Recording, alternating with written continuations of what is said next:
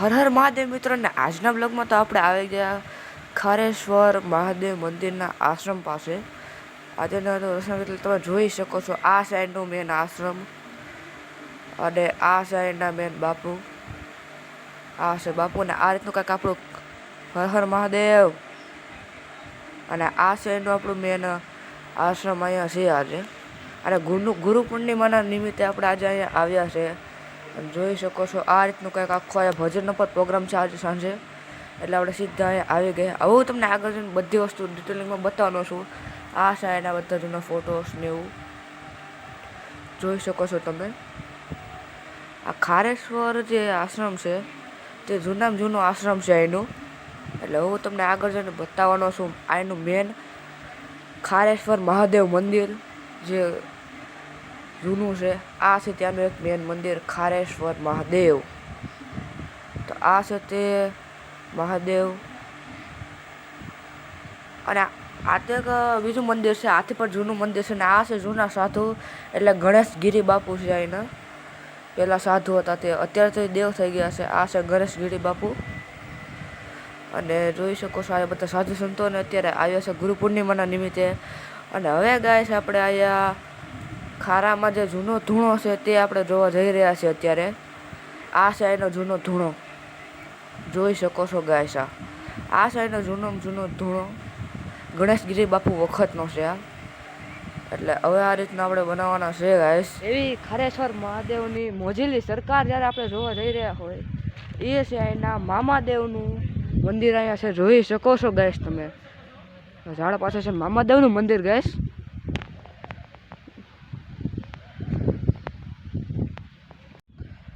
તો હવે હું તમને ખારેશ્વર મહાદેવનું જૂનામાં જૂનું મંદિર બતાવવા જઈ રહ્યો છું. 1500 વર્ષ જૂના મંદિર રહેવાનું છે.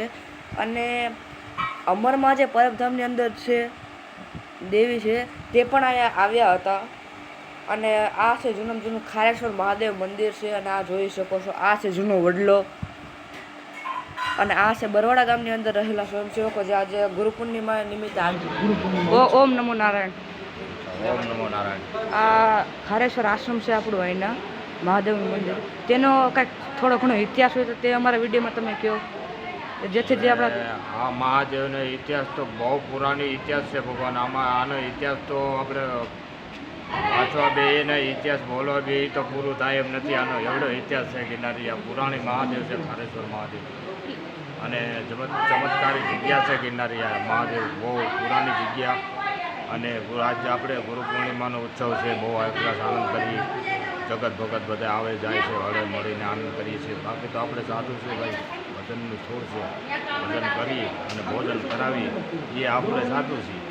જય મહાદેવ. જય મહાદેવ. તો હવે તો ગાઈસ આપણે જરીક એક નજર અહીંયા રસોડા વિભાગ ઉપર માણી રહીએ.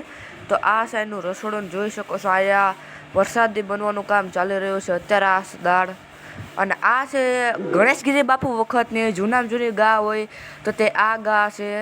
એનું નામ છે ગંગા. અને આ છે એ આની એવી નાની એવી ગૌશાળા છે. અને આ છે ગણેશગીરી બાપુ વખતની નાની એવી ગાય છે. અહીંયા જ્યારે એ વાસળી હતી તેદુની ગણેશગીરી બાપુ વખતની આ ગા છે અને અત્યારે દૂધ આપે છે. આ ગણેશગીરી બાપુની યાદી છે આ ગા. તમે જોઈ શકો છો સામે જે ગા ગંગા ગા છે એ છે. અને જોઈ શકો છો આ છે એ ગાય. અને બાકીની બાજુમાં છે કૌલી ગા. આ તમને ગમે જગ્યા ઉપર કોક જ વાર તમને આ ગાય જોવા મળે છે, બાકીની એમનામાં ગા જોવા નથી મળતી. અને લોકોની માન્યતા એવી છે કે આનું દૂધ હોય તે શંકર ભગવાનને ચડાવવામાં આવે છે. જો તે વાત સાચી હોય તો પ્લીઝ લાઇક, શેર અને સબસ્ક્રાઈબ કરી દેજો. અને આ છે બરવાડા ગામનું ધૂન મંડળ જે આજના દિવસે ગુરુ પૂર્ણિમાના નિમિત્તે આવ્યું છે ધૂન વગાડવા માટે. જોઈ શકો છો આ. તો જો તમને મારો આ બ્લોગ સારો લાગ્યો હોય તો લાઇક, શેર અને સબસ્ક્રાઈબ કરી લેજો ગાઈસ. અને હવે લાડુ બનાવવાનું કામ ચાલી રહ્યું છે. જોઈ શકો છો અહીંયા આ પૂરી ને એવું બધું કામ ચાલી રહ્યું છે. આ છે એનું રસોડા વિભાગ. તો જો તમને મારો બ્લોગ સારો લાગ્યો તો લાઇક, શેર અને સબસ્ક્રાઈબ કરી લેજો. જોઈ શકો છો આ છે બધા સ્વયંસેવકો બરવાડા ગામની અંદરથી અહીંયા આવ્યા છે. અને આ રીતનું કાંઈક આખલું ખારેશ્વર આશ્રમ અહીંયા જે આવ્યું છે. ગુરુ પૂર્ણિમાના નિમિત્તે સાધુ સંતો પણ આજે અહીંયા પધાર્યા છે. તો હવે આપણે